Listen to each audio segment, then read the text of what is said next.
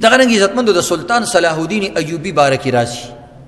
من خدا وایي چې سلطان صلاح الدین ایوبی ډیر شجاع او ډیر جنگ کې تکړه انسانو، د دې کې هیڅ شک نشته. خو عزتمندو چېرته دام کتلی دي چې سلطان صلاح الدین ایوبی با د تلوار نه علاوه د زور او د طاقت نه علاوه کم طاقت هغه سره شاملې حالو. یو ځل سلطان صلاح الدین ایوبی ته چا وویل کسان د سره ډېر کم او کومک مو سره نه ویل یو بحري بیړه را روانه شوې ده. نو دا ډېر زیات پریشانه شو چې موږ سره دومره اسلحه هم نشته، کسان هم نشته، کومک هم باقي نشته، نو د دې مقابله به څنګه کوو؟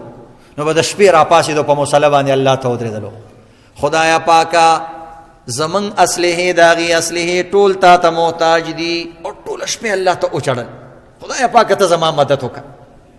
سحر چې راپاڅېدلو نو داسې خوبولی و، سترګې یې سرې وې.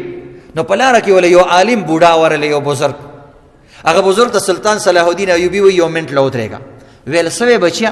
ویل موږ ته دعا وکړه یو بحري بیړه را روانه شوې ده چې الله زموږ مدد وکړي. هغه چې د سلطان صلاح الدین ایوبي د سرو سترګو ته وکتل او د ستړي بدن ته وکتل، نو هغه ته اندازه وشوه چې دا شپې الله ته ډېر زیات ولاړو.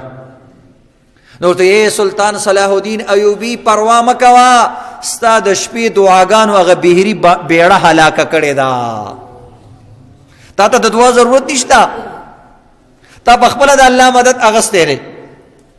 بس سلطان صلاح الدین ایوبی روان شو، په سبا باندې خبر رالی وی د دشمنانو هغه بحري بیړه په سمندر کې او په دریاب کې لاو شوه او غرقه شوه او تباه شوه.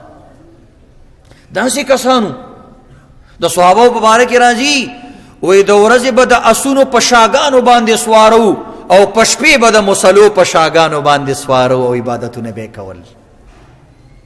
دیو جن وروسته یو دور تیر شوی دی، مسلمانانو په یوځي باندې حمله وکړه.